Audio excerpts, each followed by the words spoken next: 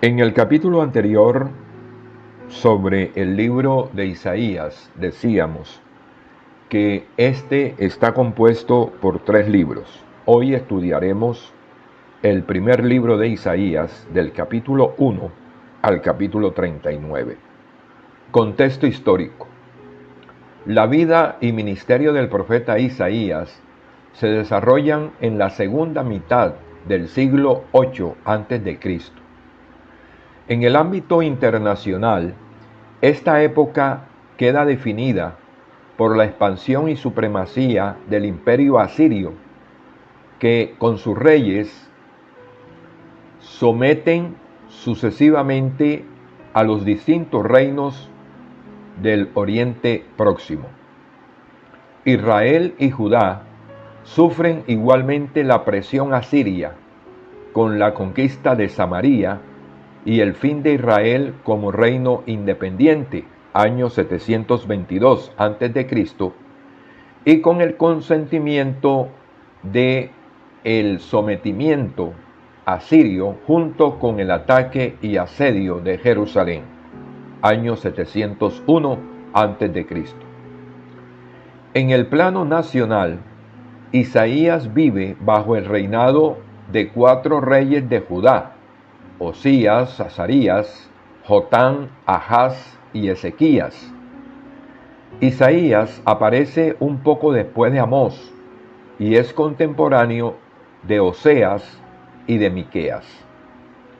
Actividad profética de Isaías. Podemos reconstruir su actividad profética en 3 períodos. Primer período, años 767 al 734 a.C. Los reyes en ese momento eran Osías, Azarías y Jotán. Se vive una situación de paz en Judá, pero la desigualdad social y las injusticias de las clases altas de la sociedad marcaban profundamente la vida de la época. Isaías se revela y denuncia como contrarios a la justicia y a la santidad de Dios el lujo, la corrupción, la injusticia y la opresión, y un culto que pretende justificar estos abusos. Isaías capítulo 1, versículos del 10 al 20. Los oráculos del Señor que el profeta pronuncia denuncian estas situaciones de pecado, anuncian el castigo divino, pero también la salvación si el pueblo se convierte. Segundo período. Estamos entre los años 734 y 727 a.C. Los reyes de ese momento eran Jotán y Ahaz. Existían en la época 2 grandes preocupaciones: la amenaza asiria y la guerra siro-efraimita. Isaías se opone a la política de Ahaz de buscar la ayuda asiria por la desconfianza y la falta de fe en Dios que tal actitud supone. El mensaje del profeta se resume en amenazas y promesas, entre las que se destacan los oráculos del libro del Emmanuel, Isaías capítulos del 7 al 12. Tercer período. Sigue una etapa larga de silencio en el que se producen las caídas sucesivas de Damasco y Samaria en manos del ejército asirio. Isaías denuncia la alianza anti-asiria de Judá con los reinos vecinos y la petición de ayuda a Egipto. Sennacherib, rey asirio, somete a los pueblos vecinos, invade Judá y asedia Jerusalén, año 701 a.C. En circunstancias tan dramáticas, Isaías se vuelve contra Asiria, condena su orgullo y prepotencia y anuncia la salvación para Jerusalén. La obra de Isaías. Podemos estructurar la obra de Isaías en 6 partes que la componen, a saber: primera parte, Isaías, capítulo del 1 al 12, oráculos sobre Israel y Judá, que recogen buena parte de la predicación del profeta bajo Jotán y Ahaz, e incluyen una unidad autónoma conocida como libro de Emmanuel, capítulos del 7 al 12. Segunda parte, Isaías, capítulos del 13 al 23, oráculos de Isaías contra las naciones extranjeras. Tercera parte, Isaías, capítulos del 24 al 27, la gran escatología denominada el Apocalipsis de Isaías, muestra un cuadro de destrucción total, el tema del resto que aclamará y reconocerá al Señor.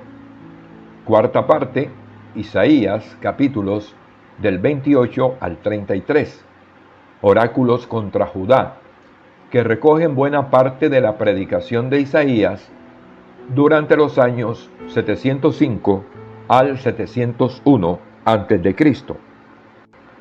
Quinta parte, Isaías, capítulos 34 al 35, el pequeño Apocalipsis, que es concretamente un juicio de Dios contra Edom, símbolo de los poderes enemigos como Egipto, Babilonia y Asiria. Y la sexta parte, Isaías 36 al 39, apéndice histórico, duplicado de el libro Segundo de Reyes, capítulos 18, versículo 13 al capítulo 20, versículo 19. El mensaje de Isaías. El mensaje del profeta estuvo marcado por 2 constantes muy significativas: la vocación y la preocupación por la realidad concreta de su pueblo. El relato de la vocación de Isaías, capítulo 6, versículos del 1 al 13, refleja una experiencia profunda del profeta, que se le hace tomar conciencia de su condición de enviado de Dios.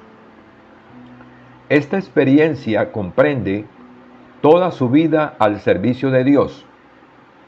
En el momento de su vocación, Isaías tuvo acceso a una doble experiencia: la santidad de Dios y la condición pecadora de sí mismo y de su pueblo, que se hace evidente en el orden social: codicia, lujo, orgullo, injusticia, opresión de los débiles.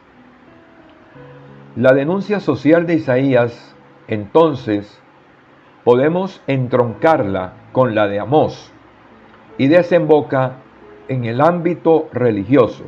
Culto y opresión son incompatibles. Escuchen la palabra del Señor. ¿De qué me sirven todos sus sacrificios? Estoy harto de holocaustos de carneros y de grasa de becerros. Detesto la sangre de novillos, corderos y chivos.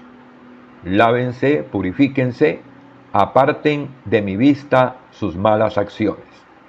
Isaías, capítulo 1, versículos 10 al 17. El pecado se manifiesta también en la esfera política, pues la amenaza asiria hace que el pueblo y sus dirigentes busquen ayuda y hagan pactos con otros pueblos, poniendo así en evidencia su falta de confianza en el Señor. Pero el objetivo del profeta era llamar al pueblo a la conversión, el cambio de conducta, el regreso a Dios. La esperanza mesiánica de Isaías aparece entonces como una relectura y proyección al futuro de la promesa dinástica.